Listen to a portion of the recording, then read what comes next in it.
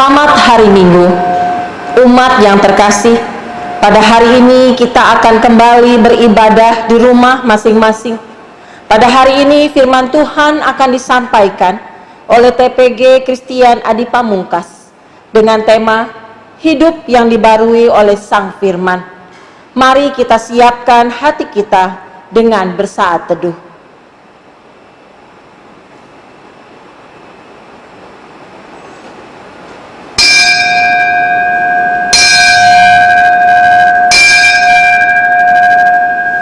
Terpujilah Tuhan, karena Ia telah mendengar suara permohonanku.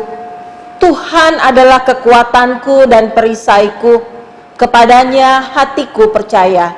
Mari kita naikkan pujian, terpuji Engkau Allah Maha Besar.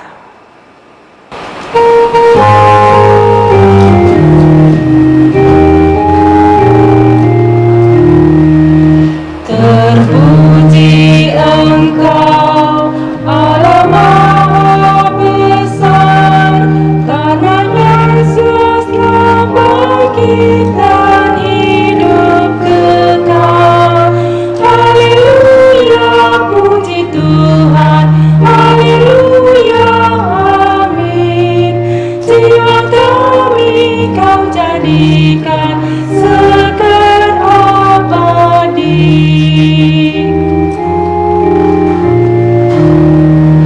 Terpuji Engkau yang telah memberi juru selamat manusia terang ilahi. Haleluya, puji Tuhan, haleluya, amin. Jiwa kami Kau jadikan sekar abadi. Saudaraku, marilah kita bersatu di dalam doa. Bapa dalam sorga, kami mengucap syukur atas penyertaan-Mu dalam kehidupan kami. Kasih-Mu tiada taranya, kasih-Mu sempurna menuntun kami, sejak dari kandungan sampai memutih rambut kami. Saat ini ya Bapa, kami mau mengagungkan nama-Mu di dalam ibadah kami. Terimalah ibadah kami ini ya Bapa. Kami serahkan jalannya ibadah kami di dalam nama Bapa, Anak, dan Roh Kudus. Amin. Saudaraku, marilah kita siapkan hati kita untuk mendengarkan firman Tuhan. Mari kita menaikkan pujian, Kaulah ya Tuhan, surya hidupku.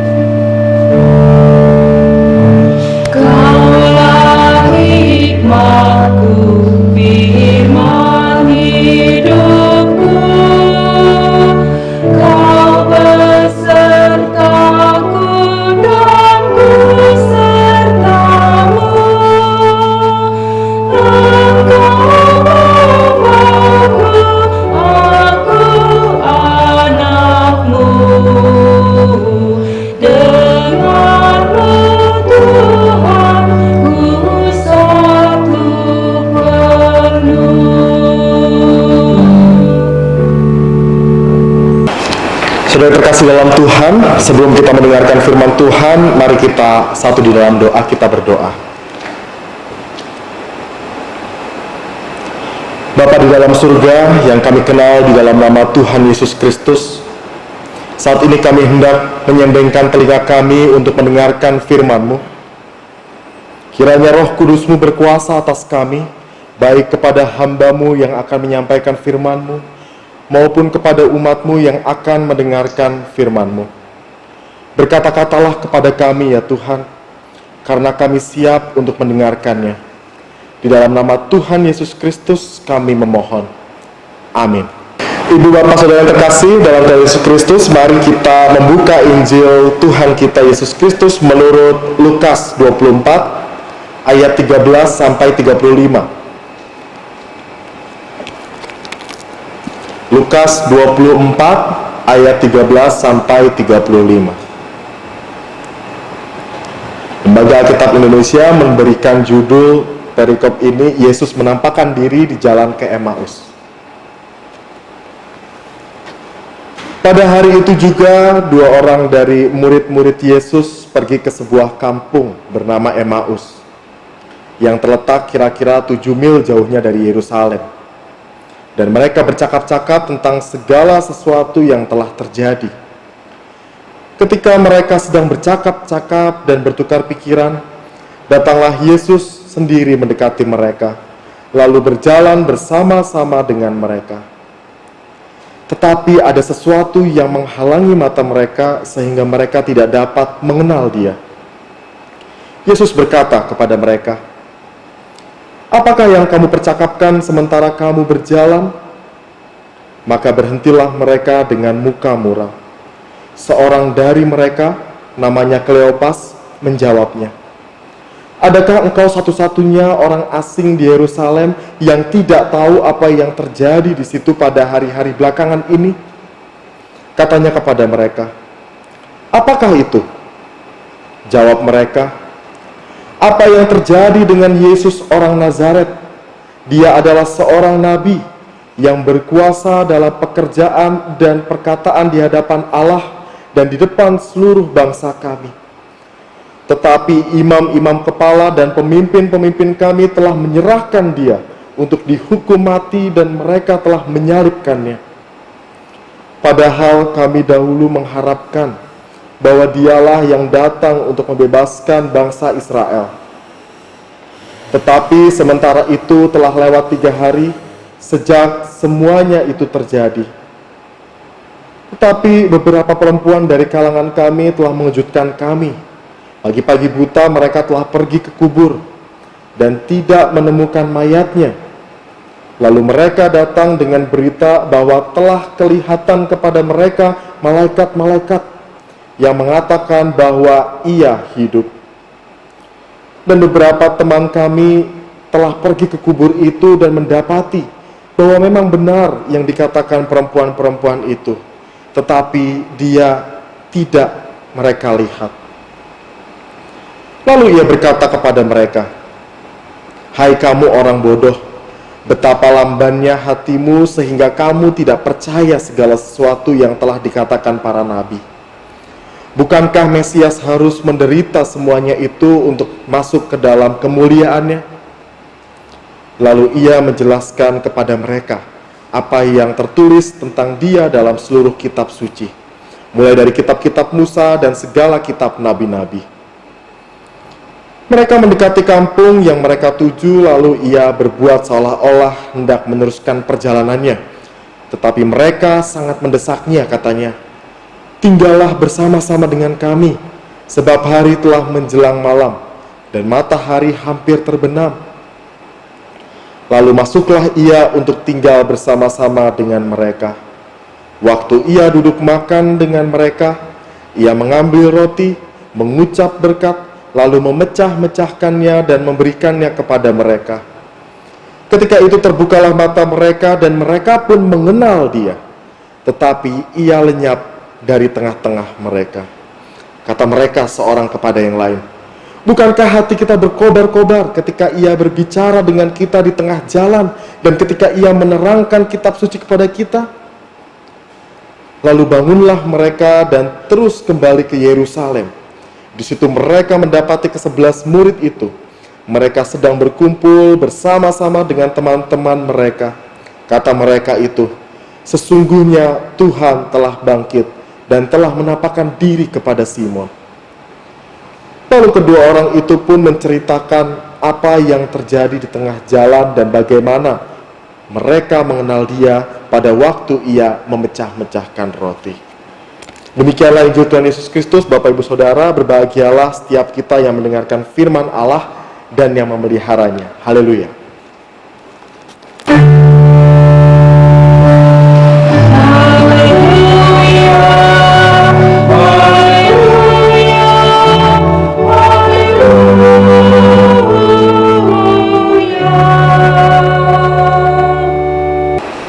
Saudara yang terkasih, seperti yang kita tahu dari berita-berita atau informasi yang kita peroleh, wabah COVID-19 memberikan dampak yang begitu besar bagi seluruh kehidupan manusia.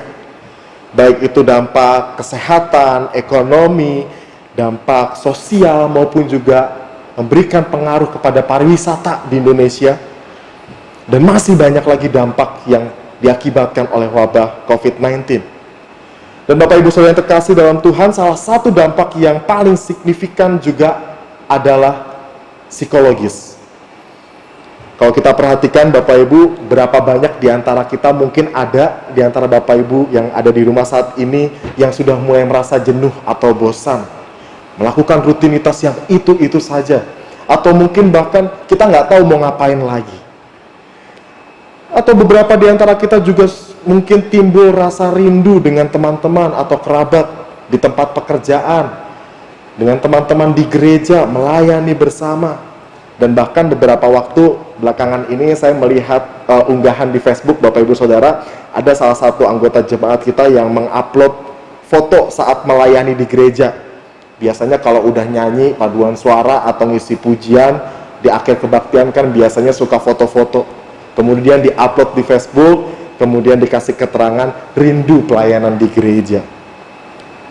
Bahkan juga di hal yang lain, dalam salah satu grup WA ada yang mengupload foto saat acara kebersamaan atau jalan-jalan gitu ya, jalan-jalan keluar kota, lalu ada yang berkata, kapan ya kita bisa jalan-jalan kayak gini lagi? Tentu setelah semua ini berakhir. Situasi saat ini membatasi ruang gerak dan ruang kebebasan kita sebagai manusia. Dan keadaan ini memberikan pengaruh besar terhadap psikologis kita sebagai manusia. Saudara yang terkasih, tema hari ini adalah hidup yang dibarui oleh Sang Firman. Saya meyakini bahwa khotbah-khotbah tentang hidup yang baru sudah sering sekali kita dengar. Baik itu tentang pembaruan hidup, perubahan hidup, apalagi pertobatan. Bukan lagi hal yang baru bagi saudara dan saya. Lantas bagaimana kita mengaplikasikan hidup yang baru itu di tengah situasi yang tak menentu saat ini Bapak Ibu Saudara? Bagaimana kasih Allah bisa kita rasakan sehingga kita mengalami pertumbuhan spiritual di tengah keterbatasan ruang gerak kita saat ini? Dalam teori psikologi pendidikan Bapak Ibu, seorang psikolog bernama Benjamin S. Bloom membagi ranah atau domain pendidikan manusia, ranah psikologi pendidikan manusia gitu ya. Yang pertama disebutkan, kata Benjamin Bloom, adalah ranah kognisi yang menekankan aspek intelektual, pengetahuan, atau secara singkat ranah pikiran yang menjadi bagian dari psikologi manusia. Yang kedua adalah ranah afeksi yang menekankan aspek perasaan atau emosional. Makanya kita bisa memiliki rasa belas kasih untuk menolong orang, kita punya rasa cinta sama seseorang, kita bisa merasakan kebahagiaan, merasakan kesedihan, ranah afeksi, yaitu ranah perasaan dan emosional. Dan yang ketiga adalah ranah psikomotorik yang menekankan aspek perilaku, perbuatan kita, aksi yang kita lakukan. Ketiga ranah tersebut, Bapak Ibu Saudara, pikiran, perasaan, dan perilaku menjadi dasar berpijak untuk kita memaknai kembali hidup yang baru, hidup yang dibarui oleh Sang Firman. Artinya, Bapak Ibu Saudara, pembaruan hidup itu meliputi 3 bagian ini. Pertama adalah pikiran, kedua adalah perasaan, dan yang ketiga adalah perilaku. Yang secara menyeluruh, secara holistik dan utuh.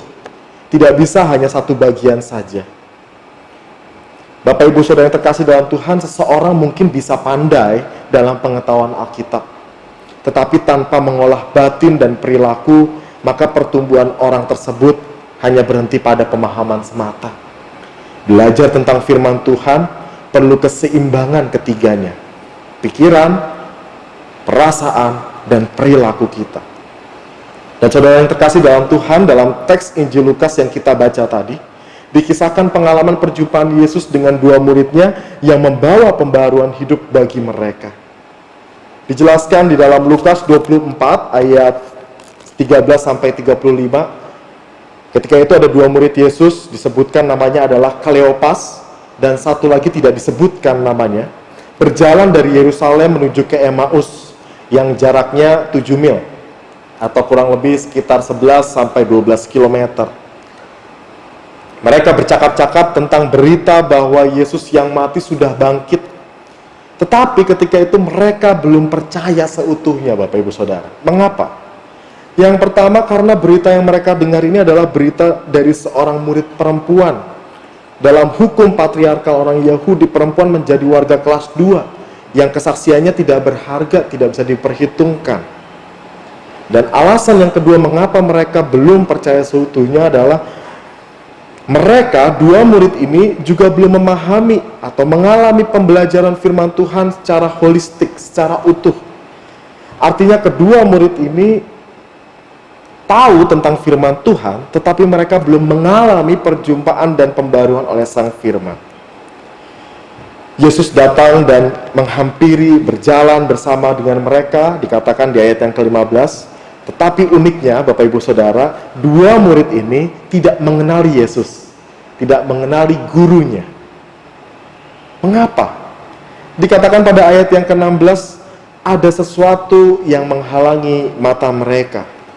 Ada dua tafsiran, Bapak Ibu Saudara, yang bisa kita pahami dari penjelasan ada sesuatu yang menghalangi mata mereka.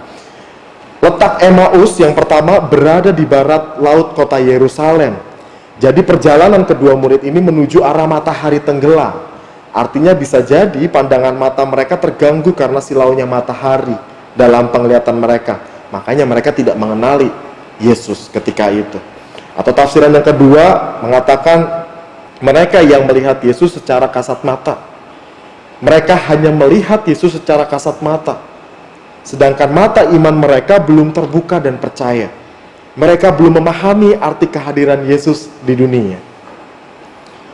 Saat itu mereka berjalan dengan sedih dan muram. Mereka menganggap kisah kebangkitan Kristus hanya omong kosong belaka. Mereka juga sedih karena kehilangan guru yang mereka cinta. Mereka juga kecewa karena guru yang mereka harapkan menjadi pembawa kebebasan berakhir dengan kekalahan.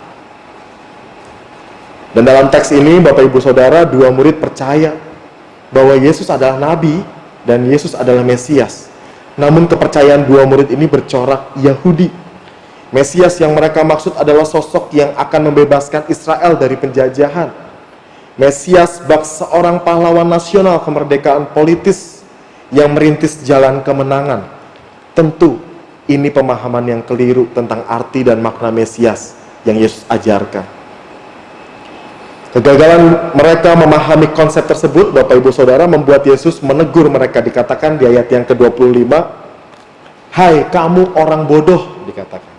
Bodoh di sini dalam bahasa Yunani anohtoi, yang mempunyai arti tidak mempunyai hikmat kebijaksanaan, kurang peka, lamban mengerti. Dan disinilah titik di mana Yesus memperbaharui hidup mereka. Yesus meluruskan pemahaman mereka. Yesus mengajarkan dan memberikan pengarahan kepada mereka atas pemahaman yang keliru tentang Mesias. Di ayat ke-27, Yesus memberikan pemahaman kepada mereka bahwa menurut kitab suci, Mesias harus menempuh jalan penderitaan menuju kemuliaan. Dengan berjumpa dengan Yesus, mereka mengalami pembaruan pemahaman akan firman Tuhan. Mereka mengalami pencerahan wawasan tentang mesianik. Disinilah poin pertama. Yesus memperbarui ranah kognisi mereka. Yesus memperbarui cara pikir mereka yang keliru. ketika Yesus mengajarkan mereka tentang kitab suci, perkataan para nabi-nabi dalam perjalanan menuju ke Emmaus. Yang kedua, Bapak Ibu Saudara, batin kedua murid tersentuh saat Yesus bersedia singgah dan tinggal bersama mereka. Karena hari hampir gelap. Di ayat 29 dikatakan, tetapi mereka sangat mendesaknya. Katanya, tinggallah bersama-sama dengan kami sebab hari telah menjelang malam dan matahari hampir terbenam.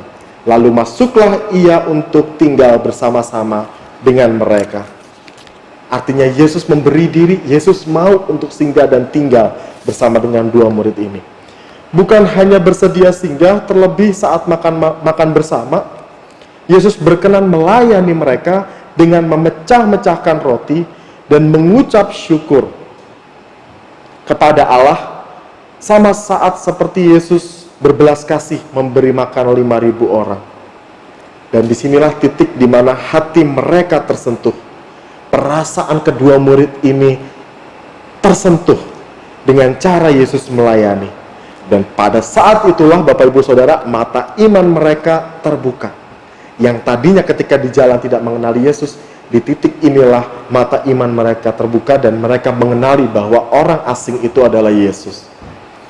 Mereka segera menyadari bahwa teman seperjalanan mereka itu adalah Yesus. Dan disinilah poin kedua, Bapak Ibu. Ranah afeksi itu disentuh. Bahwa Yesus memperbarui ranah perasaan, ranah emosional, ranah afeksi kedua murid ini. Perjumpaan dengan Yesus, sang firman kehidupan, seolah menghidupkan kembali hati mereka yang semula dingin karena duka cita dan kecewa. Dan ketika itu, setelah mereka menyadari bahwa orang asing yang bersama-sama dengan mereka adalah Yesus, Yesus segera lenyap dari antara mereka. Namun, iman dan sukacita mereka justru kembali muncul dan berkembang. Mereka tidak mendiamkan kabar baik itu bagi diri mereka sendiri. Ketika memperoleh kesukaan yang besar, dengan tergesa-gesa, kedua murid ini pergi membagikan kabar baik.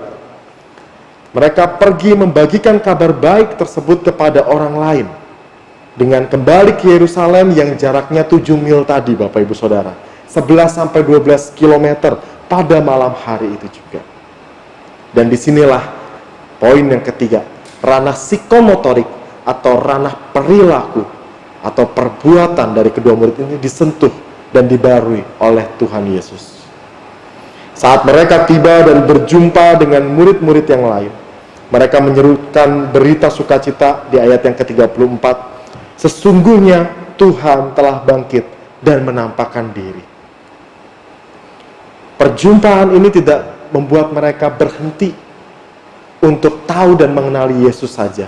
Tetapi perjumpaan ini juga membuat mereka untuk beraksi, melakukan sesuatu, berperilaku, berbuat, yaitu mengabarkan berita kepada murid-murid yang lain.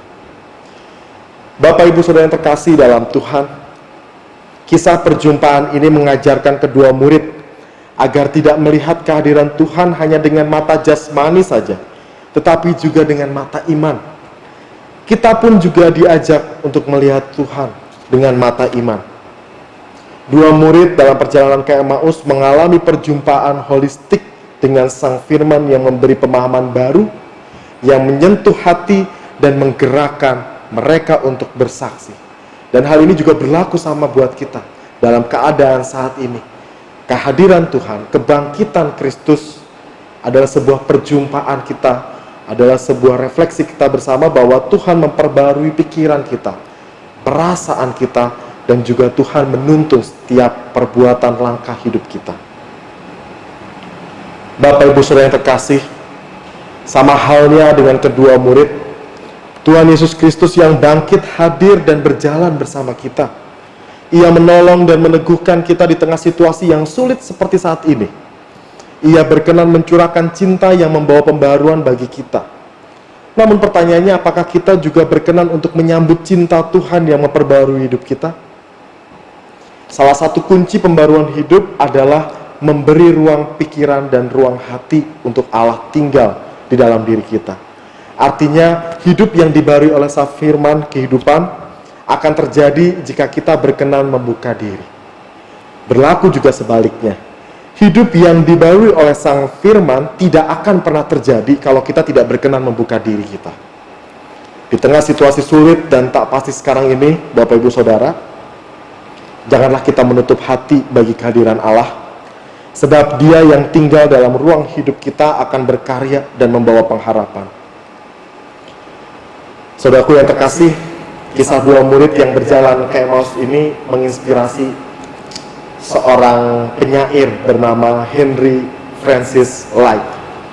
Dari kisah ini, dari kisah perjalanan dari Yerusalem ke Emmaus, Henry menulis sebuah syair berjudul Abide With Me, atau dalam bahasa Indonesia, Tinggal Sertaku, yang dapat kita lihat di dalam Kidung Jemaat 329. Henry mendasarkan syair ini pada bagian kisah saat dua murid mengundang Yesus untuk tinggal bersama-sama dengan mereka, sebab hari telah menjelang malam dan matahari hampir terbenam. Artinya di sini Henry tersentuh dengan bagian kisah ketika dua murid ini memberikan ruang, menginginkan Yesus untuk tinggal bersama dengan mereka. Dari kisah ini kemudian Henry menulis syair yang berbunyi, tinggal sertaku, hari telah senja, gelap makin turun, Tuhan tinggallah. Lain pertolongan tiada kutemu, Maha Penolong tinggal sertaku. Dan saya ingin mengajak Bapak Ibu Saudara bersama-sama untuk menyanyikan lagu ini meskipun di rumah masing-masing. Dan biarlah lagu ini menjadi doa kita bersama meskipun di tempat yang tidak sama, Bapak Ibu. Dengan tetap meyakini bahwa Tuhan ada dan tinggal bersama-sama dengan kita saat ini dan seterusnya. Saya mengundang kita, bagi yang punya buku Kidung Jemaat di rumah boleh dibuka. Kidung Jemaat 329. Atau yang punya aplikasi Kidung di handphonenya bisa dibuka KJ 329. Dan izinkan saya Bapak Ibu Saudara untuk boleh memainkan gitar dari mimbar ini.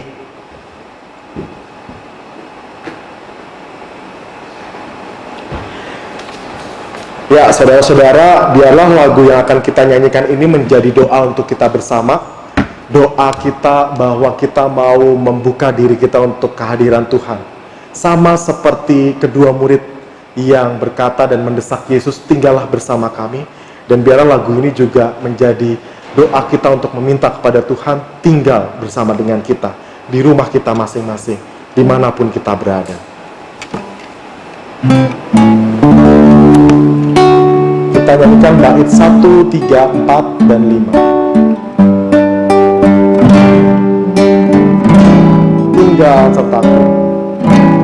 Tinggal sertaku, hari telah senja, gelap makin turun, Tuhan tinggallah. Lain pertolongan tiada kutemu, Maha Penolong tinggal sertaku.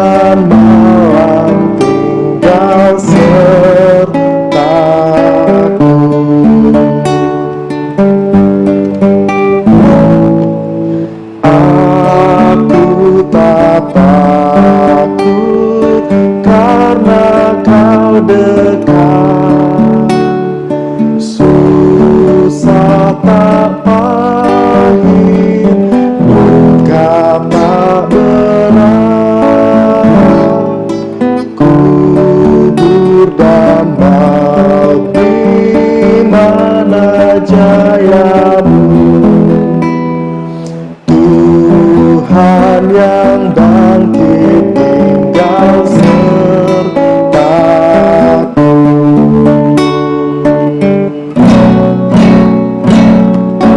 Bila salib-Mu nyata di depan, tunjukkan jalan yang menuju terang.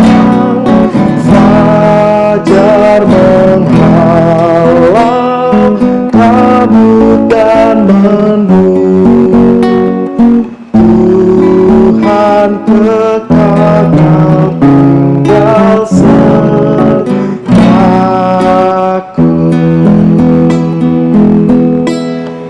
Kiranya Kristus yang bangkit menolong dan tinggal bersama dengan kita untuk berkarya dan memperbarui hidup kita dari sekarang sampai selama-lamanya.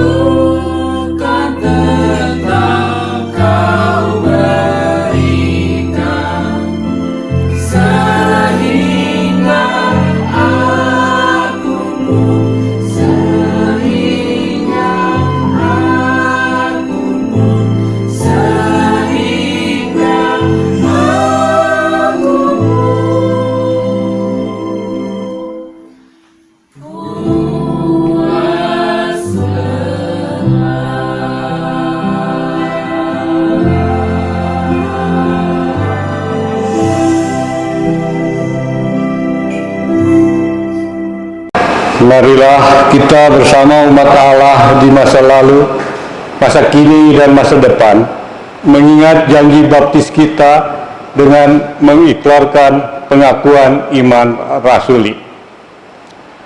Aku percaya kepada Allah, Bapa yang Maha Kuasa, Khalik langit dan bumi, dan kepada Yesus Kristus, anaknya yang tunggal, Tuhan kita, yang dikandung dari Roh Kudus, lahir dari anak darah Maria, yang menderita sengsara di bawah pemerintahan Pontius Pilatus, disalibkan, mati dan dikuburkan, turun ke dalam kerajaan maut. Pada hari yang ketiga, bangkit pula dari antara orang mati, naik ke surga, duduk di sebelah kanan Allah, Bapa yang Maha Kuasa, dan dari sana Ia akan datang untuk menghakimi orang yang hidup dan yang mati. Aku percaya kepada Roh Kudus, gereja yang kudus dan am, persekutuan orang kudus, pengakuan dosa, kebangkitan orang mati, dan hidup yang kekal. Amin. Bapak Ibu yang dikasihi Tuhan, marilah kita menundukkan kepala kita akan naikkan doa syafaat kita. Mari kita berdoa. Ya Tuhan Allah Bapa kami, pada saat ini kami kembali datang ke hadapan-Mu Tuhan. Ketika saat ini kami masih harus beribadah di rumah kami masing-masing. Kami ingin berdoa bagi bangsa dan negara kami Tuhan. Ketika pasien COVID yang juga terus bertambah, dan ada juga begitu banyak orang yang Engkau panggil pulang karena mengalami COVID ini. Tentunya Tuhan, kami merasakan kekhawatiran, kecemasan. Namun Tuhan, biarlah Engkau yang boleh menolong setiap tim medis yang ada, yang terus berjuang untuk mengatasi pandemik ini.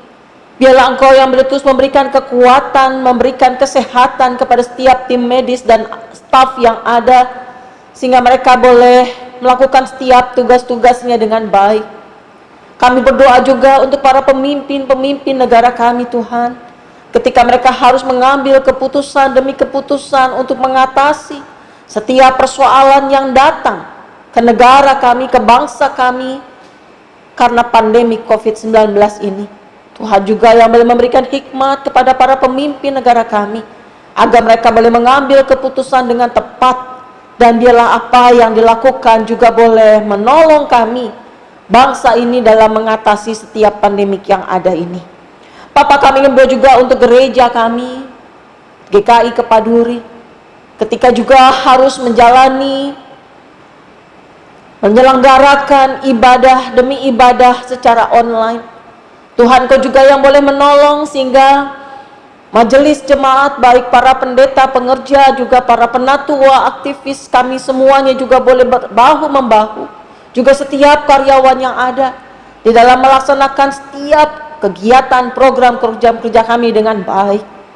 Dan ada begitu banyak juga program kerja yang tidak dapat kami laksanakan. Tuhan, biarlah Engkau yang boleh menolong, sehingga pada saatnya nanti maka kami boleh kembali beribadah, kami boleh kembali berkegiatan dengan baik.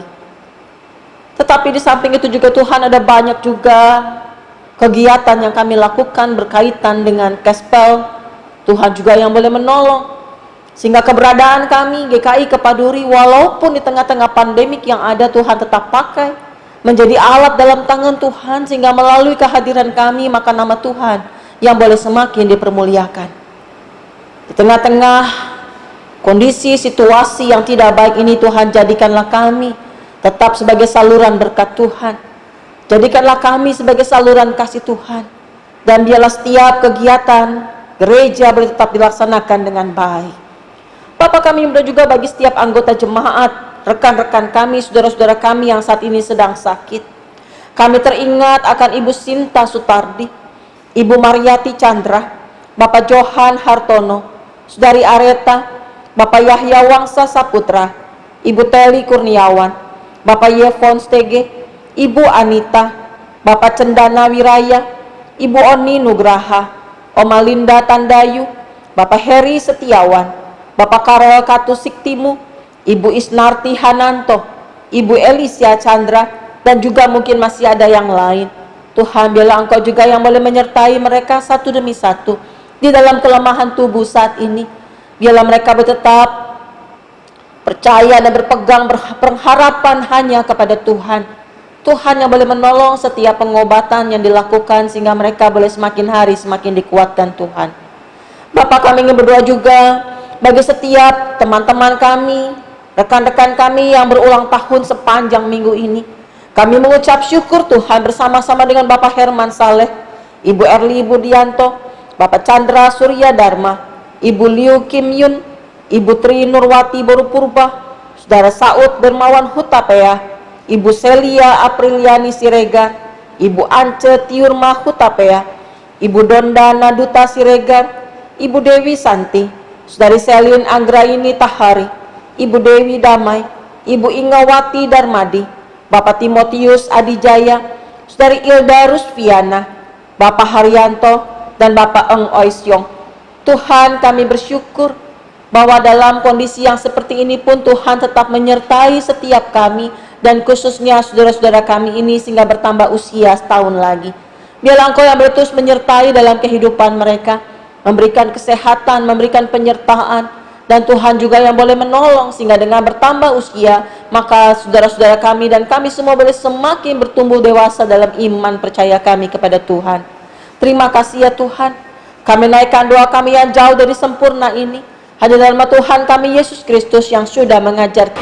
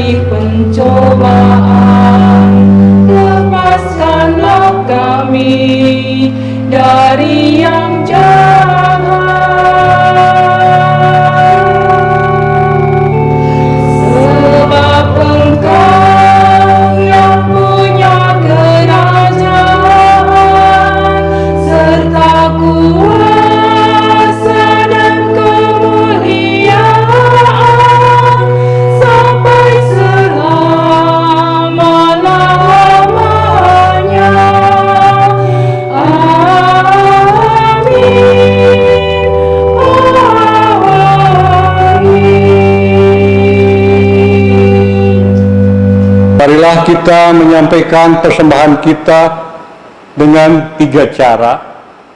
Pertama, dengan mentransfer ke rekening BCA GKI Kepaduri dengan nomor rekening 19831054444. Cara kedua, melalui scanning QR Code melalui OVO, GoPay, atau Link maupun BCA Mobile.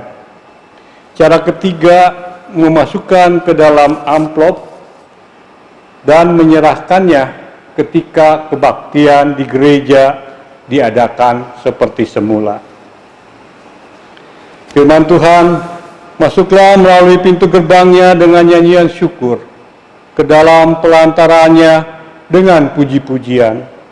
Bersyukurlah kepadanya dan pujilah namanya. Mari kita bawa persembahan syukur kita dengan menaikkan pujian bila topan keras melanda hidupmu.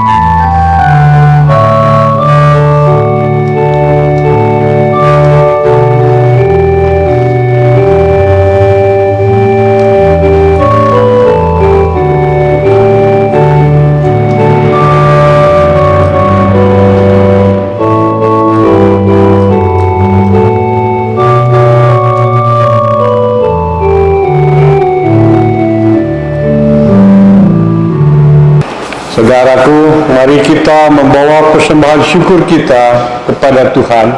Mari kita berdoa. Bapa di dalam sorga, kami mengucap syukur atas firman yang sudah Engkau taburkan. Mampukanlah kami untuk dapat melakukannya di dalam keseharian kami sebagai persembahan yang harum di hadapan-Mu. Dan pada saat ini kami juga membawa persembahan syukur kami. Terimalah ya Bapa, dan ajarlah kami selalu untuk memberi yang terbaik kepadamu, karena Engkau lebih dahulu memberi yang terbaik untuk kami. Terima kasih Bapa, di dalam nama Tuhan Yesus kami bersyukur. Amin.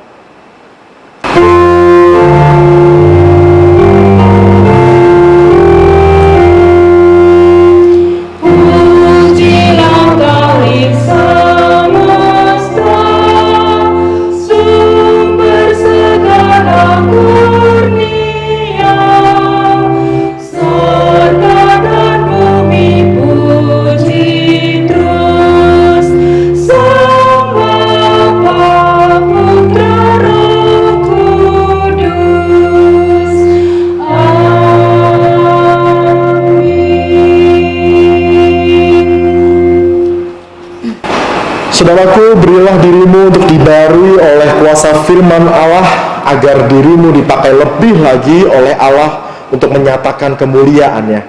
Di dalam kelemahan yang menyelimuti diri, marilah kita minta kekuatan Tuhan seraya berdoa, Tuhan, tolonglah bangunkan iman.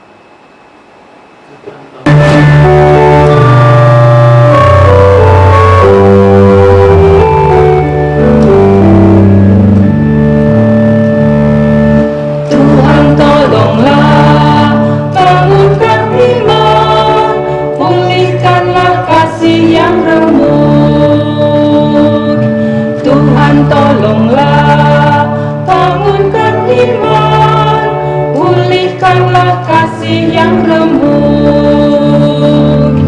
Ubahlah hatiku, jamahlah diriku, biar di tangan-Mu berbentuk. Tuhan tolonglah bangunkan iman, pulihkanlah kasih yang remuk.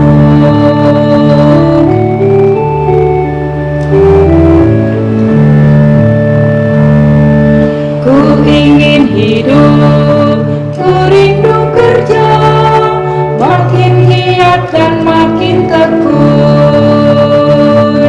Ku ingin hidup, ku rindu kerja, makin giat dan makin tekun.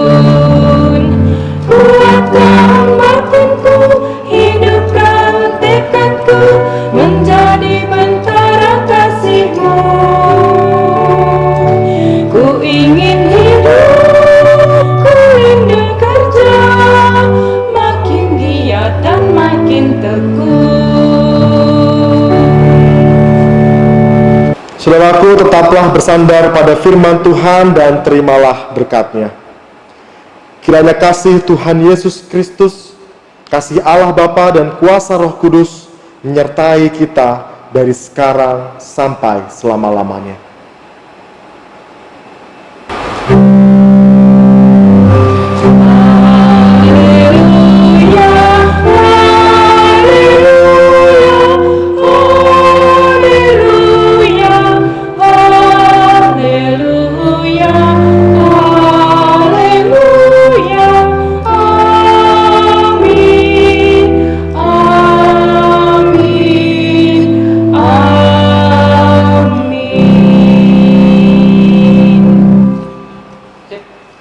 Saudaraku, ibadah kita sudah selesai.